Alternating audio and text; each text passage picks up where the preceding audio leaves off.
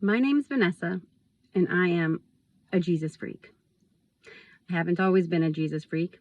In fact, old me would have not believed who new me is.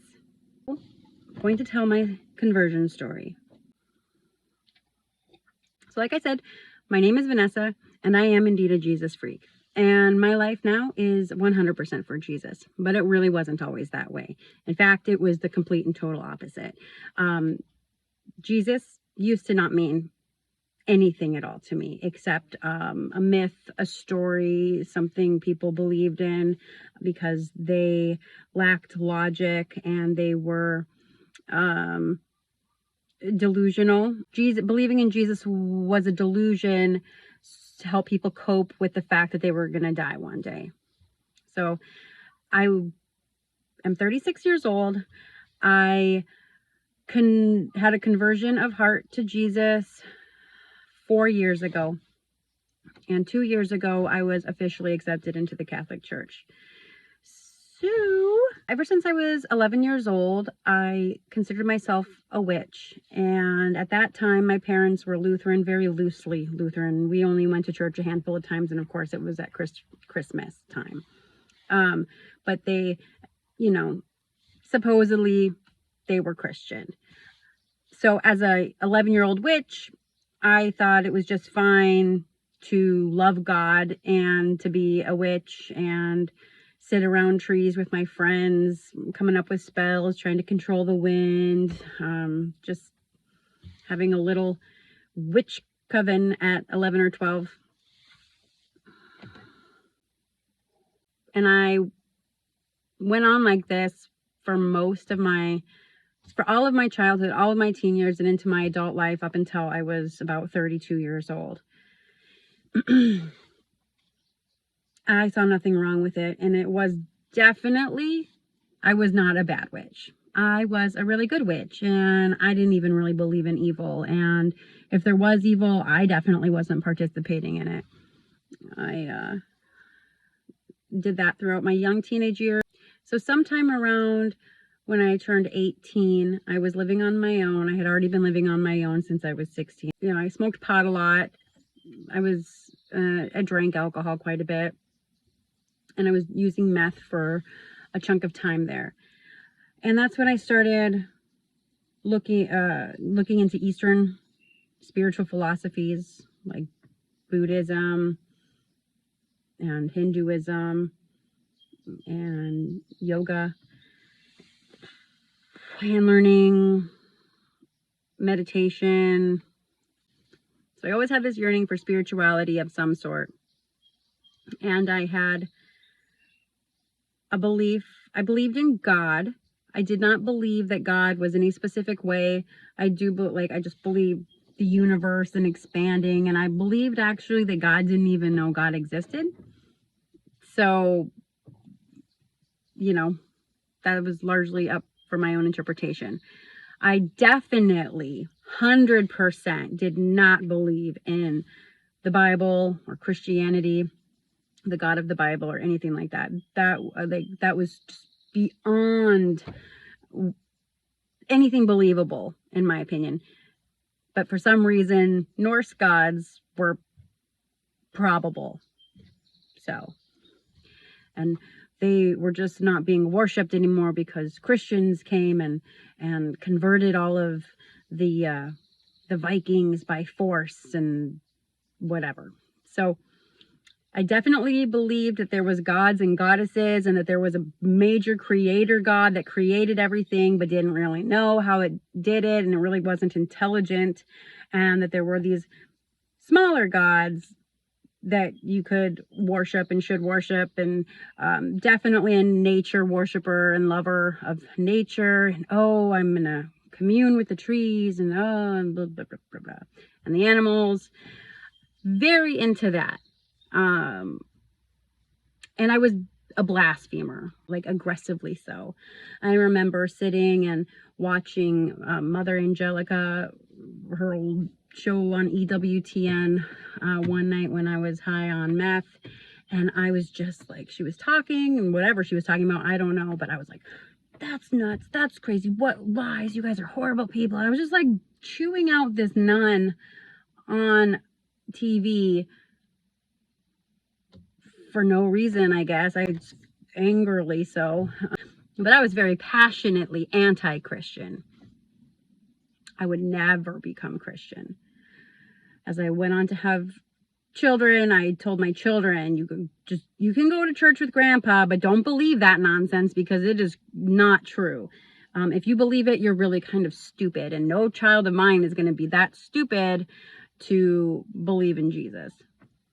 So I cannot emphasize enough. I hated Christianity, and I pretty much hated Christians too because they were stupid, right? For believing that nonsense. And Christianity was just created by men to control people. Okay. Very much into that.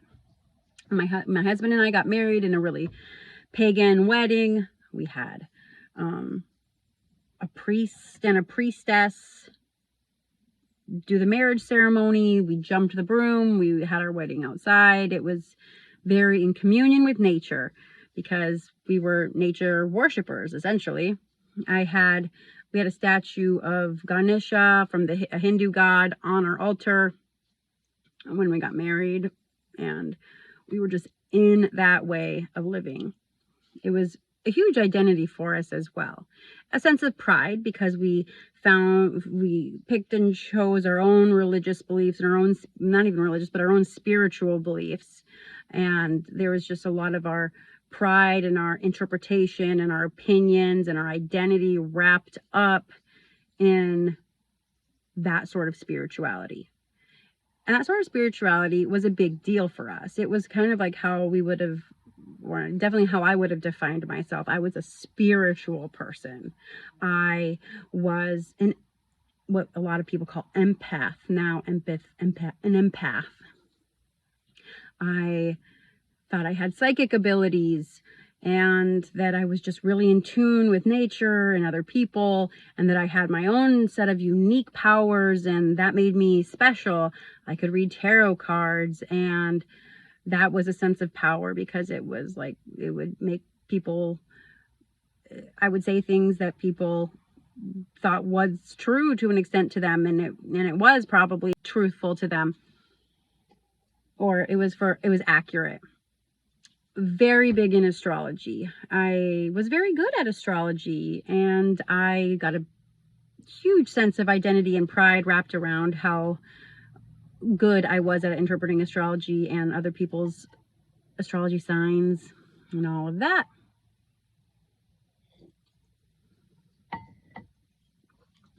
So that was the witch pagan side of me doing that. And then I turned about 25 years old and took yoga teacher training and really went deep into yogic philosophy.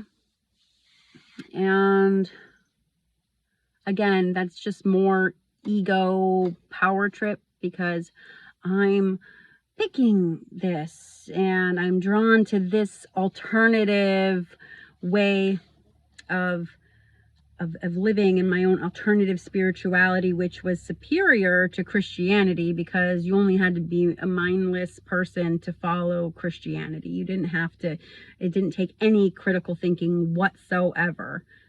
And again, my intelligence and intellect and my use of logic was a huge identity for me.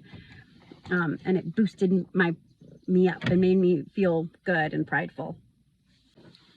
Sometime around the age of 29, I was feeling really unsettled internally, lost. And by lost, I mean, like, I felt like I was literally in a fog. I had like a mind fog. Something just like clouded my head. I felt like I had like severe panic and anxiety attacks. I really felt like I was dying. And I was starting to not agree with some of the politics that my friends were exhibiting and being very passionate about. And I was like, things seemed really, really off for me. I had no consolation in any of my spiritual practices. Nothing brought me comfort. I felt hopeless. I had huge problems in my marriage.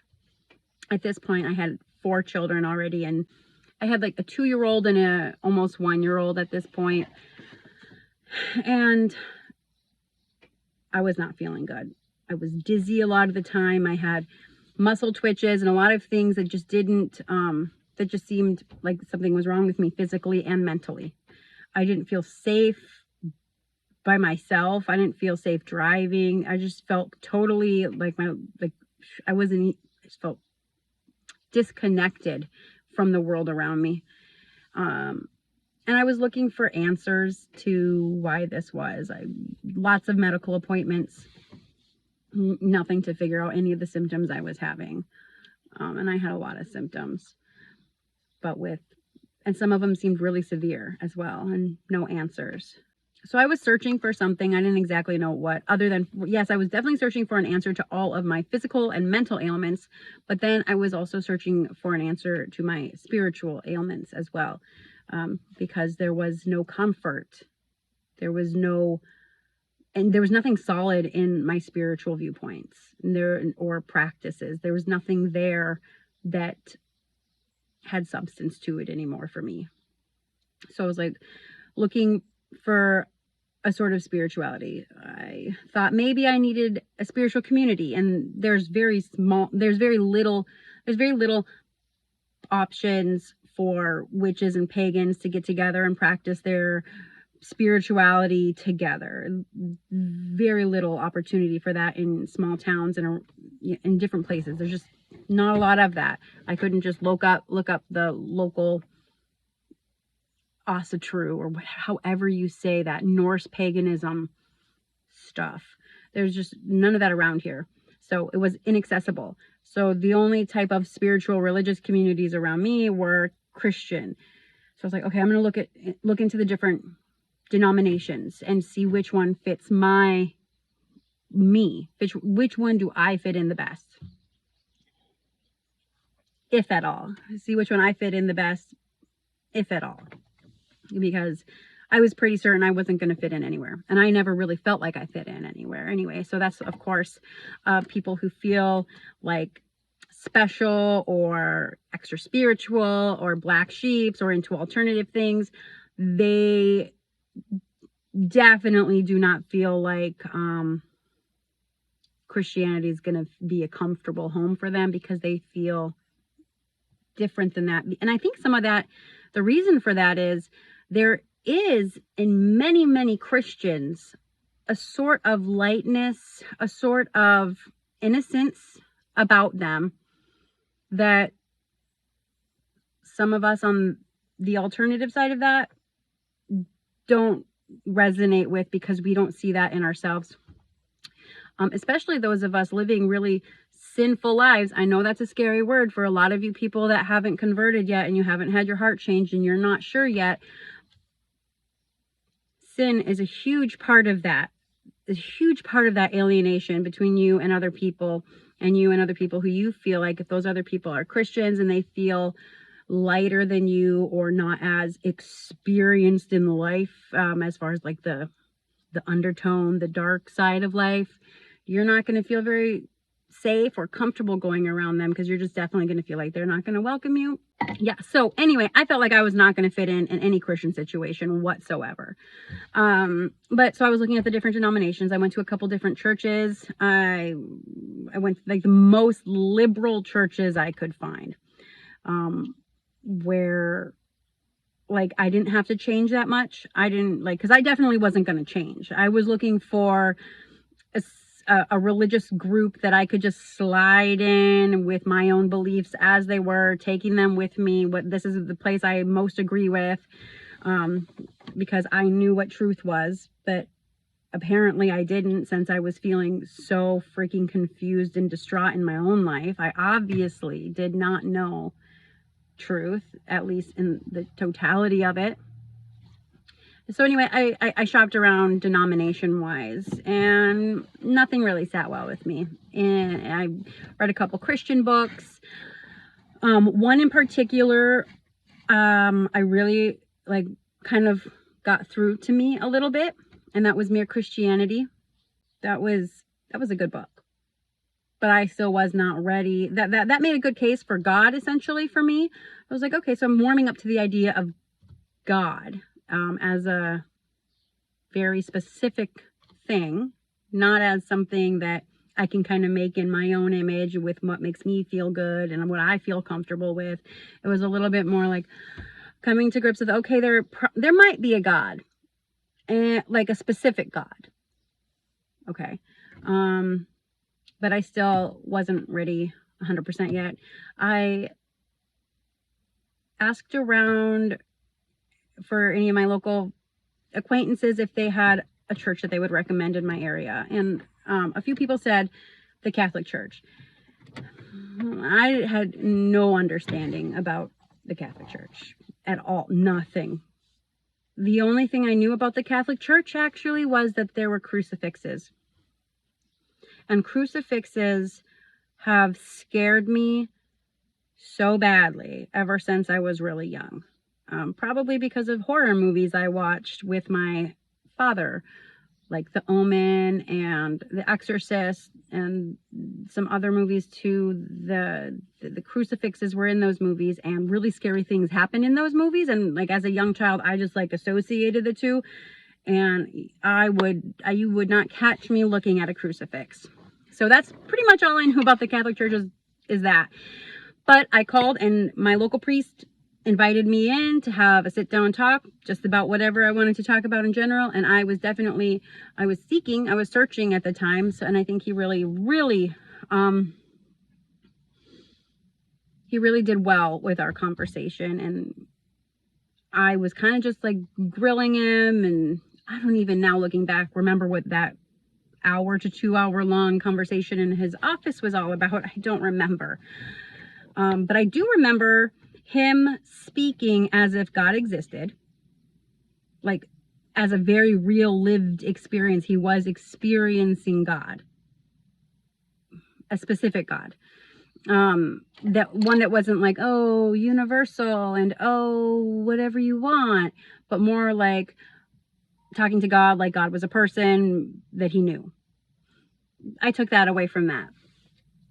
He gave me a Bible and a prayer book, and I went on my way, and I went home and I started reading the gospel.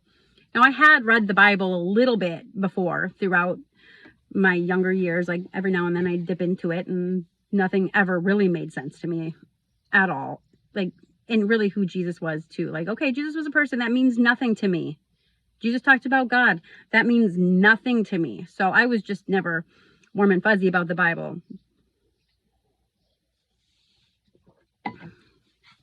Okay, so I went home and I started reading through the gospel, and more severe than ever before, I became even more blasphemous, specifically like to Jesus. Like just Jesus was like, I was attacking, I was saying horrible things that I cannot repeat, things that I'm still nervous, like things that I feel really scared that I said, and I regret that I said them very much. I felt like I became like a monster almost. And actually at that same time, I started getting even further into a mental fog, and I was saying blasphemous things, and I was feeling awful and feeling like I was actually losing touch with like my physical reality. Like there was a huge sea of fog between like the way my conscience, myself, and the rest of the world. I just felt like I was like internally getting further and further away. And like I wasn't depressed. And that's not really something I've ever struggled with or anything. I wasn't sad. I was just dissolving. I was leaving. I don't know. It was bad. Hindsight tells me it was demonically influenced. I can see that now. So I take full responsibility for everything I said. I don't think I was possessed. I do believe that I could have become that way. It seemed like that was what was happening if things would have continued. I don't even know exactly 100% how I came out of feeling that way. I must have been grace of some from God. But it would be a whole nother year before I really it would be a whole nother year before I came back to studying Christianity and Jesus. So the next year, things were getting a little better in my material life as far as my finances with my husband. We were living pretty destitute for a very long time. Things started to turn around a little bit, very little bit for us, just a little bit. I bought a new car, and it came with satellite radio, and one of the channels on satellite radio played Joel Osteen. You know Joel Osteen. You know Joel Osteen. Well, I started listening to his talks, and he was just really, he spoke as if God existed and as if God cared about me. Not that that's always been a big hang up for me, because I've never needed emotionally God to care personally about me. That's never been one of my big hang-ups. Well, like, I can't believe in a God that doesn't have a connection to me personally. I honestly didn't care so much. But he spoke as if God existed and as if God did care, about me. But like, at least that God was paying attention to me, which made me take a little bit of note. God's paying attention to me. That means that I am being seen, even when I'm doing bad things, even when I'm thinking bad things. So that felt a little uncomfortable. But I listened to him all summer long that year, 2019, and I started coming around. This God guy doesn't sound so bad. Well, and then of course what does he do? The prosperity gospel or whatever makes you feel really good. All of his sermons make you feel really good. We're not Joel Osteen is conveniently leaving out. Joel Osteen is conveniently Joel Osteen is conveniently leaving out of his talks about like sin and sin nature and how sin is really bad for you and how our own mindset and our own hearts really matter. But he was leaving that out because that takes a lot of personal responsibility, and some people get turned off from people. Some people get turned off when they feel like they are wrong or not behaving properly, whatever. If they feel like they need to take responsibility for any of their behavior, they're like, no, thank you. So he sticks quite cleanly to the blessings of the Lord, and which is true. There's truth in all of that. There's truth in much of that, but it's not the whole truth. So actually, you could say that Joel Osteen really kind of what started taking down some of my defenses about Christianity. So it's like, okay, so I listened to him all summer and I'm feeling like, oh, maybe God does exist, and I'm starting to feel hopeful and all this stuff. Well, that was mostly intellectual, like on an intellectual level. He seemed to make it make sense as far as God goes. Okay, I accept God. I started accepting God. So it didn't make any sense about Jesus, because I don't think he talks much about Jesus. Yeah, so he doesn't talk much about Jesus. So Jesus was still like a mystery to me. Like, how does he fit into all of this? So I went to the library. I got a book called Seeking Allah, Finding Jesus. And it is about a Muslim who was raised Islamic. And it's about how he was really trying to get into his faith of Islam.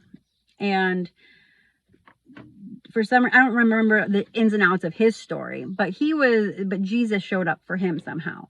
And he started converting to Christianity in his endeavors of trying to get deeper into Islam. He was converted to Jesus. In that book, there was discussion about how the crucifixion of Jesus was and how it went and what it was like. And reading the account of Jesus's crucifixion really is very detailed. And you could just, it was very detailed. It was really well written. And you could almost feel what it would have been like to be crucified as Jesus. And it just seemed really, really horrible that Jesus didn't do anything wrong.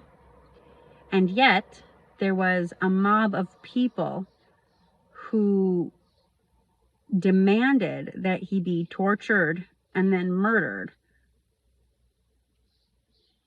And that really made me take a step back and think, why? Why would a group of people do that? A large group of people. Why would they put an innocent guy to such a painful death? And why would the guy, Jesus, not stand up for himself? Well, anyway, through that account of the crucifixion, it was just horrible as far as the torture involved. And as a self-proclaimed empath, I couldn't be okay with that. It was horrible. And then insult to injury, just the raging mob of people out for blood, just evil as can be. So I bawled during this account. Oh, my heart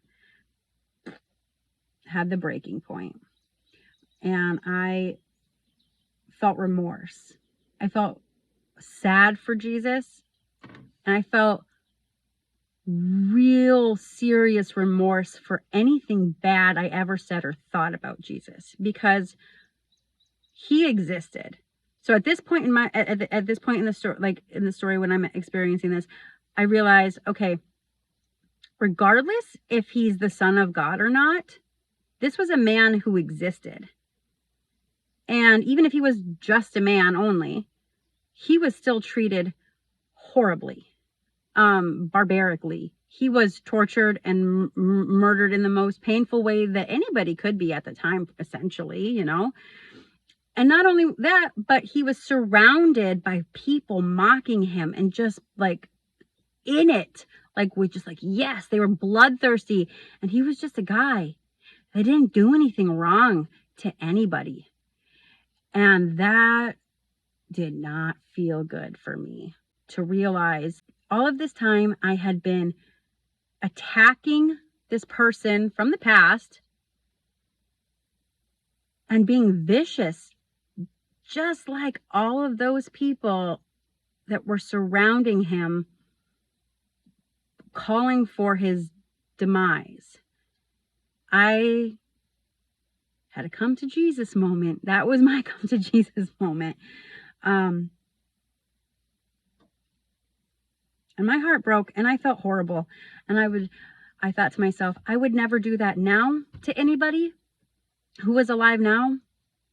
I hope I would have never done that to anybody. So why would I do that to a person that has existed before and I don't know anything about? Why would I think such evil, horrible thoughts about that person? So I realized, that's when I realized I was wrong. I hadn't maybe made the complete and total leap, 100% that Jesus was God or anything like that. But I definitely I saw who I was in comparison to Jesus. And Jesus was better than me because I was just like those people who were condemning him for no reason whatsoever. So I saw my wicked ways. I saw what a wretch I was. I saw like, I've been evil. I've been horrible. And not just in that one thing, but in a lot of other ways. And in a lot of other ways, I believe to be better than other people too. So I decided in that moment that I would never speak ill of Jesus ever again. That was like my first repentance. So then I looked into more about how, so after that moment of me softening myself to the idea of Jesus, at least the person, and there's plenty of evidence that Jesus the person existed, not just within Christianity. Look around the historic writings of the time, there's evidence he existed. So old Vanessa would have been like, there's no evidence that he existed. He's just a myth, or he's just a person who maybe existed, but like he was a guru and everybody had it wrong about him. And me now, 2,000 years later, know much better than anybody who was around the time of him, right? Because I was a genius and I knew everything. Well, so I decided I would keep looking into it. Try to figure out, okay, well, what does Jesus say? And there was plenty of arguments to help me take the baby steps to come to the realization that Jesus is an aspect of God who came to earth, what he created, okay, to help humans in their wretched ways, to turn away from their wretched ways, to focus on God and be reunited to God, and that it's been our free will choosing sin this whole time that has kept us separated from God, kept me separated from God, kept me separated from God. So God has communicated with us through prophets, through Jesus. And if you don't like that that's the way God communicates with us or has communicated with us, and you don't particularly like what God has to say, it doesn't make that any less true. It doesn't make God any less true. It doesn't make what he said any less true. It just means you don't get it, or you don't like it, or you don't want to get it because you don't like it, and you're going to do whatever you want. And, that is essentially turning away from God. And we have the free will to do that. So we are kind of in a dire situation here. Sin takes us away from God. And if we live our whole life that way, and if we die that way, then when we die, that's just what we've chosen throughout our whole life, to be separated from God. So we will continue to be separated from God in our death. It says very clearly what that place is. While Jesus gives us a hope in heaven, a hope for our souls. And he gives us hope for this life, that we can find peace. Or at least a really close resemblance of peace. And that you don't have to be your own God anymore. And that's such a relief. Leave that to God. And you just go about living your human life the best you can. And let God take care of the Godding. If that doesn't sound cheesy, I don't know what does, but there you have it. That's where I'm going to end this story. But I'm Catholic. Not only have I accepted Jesus, but I have accepted his church. Maybe I'll tell that story later.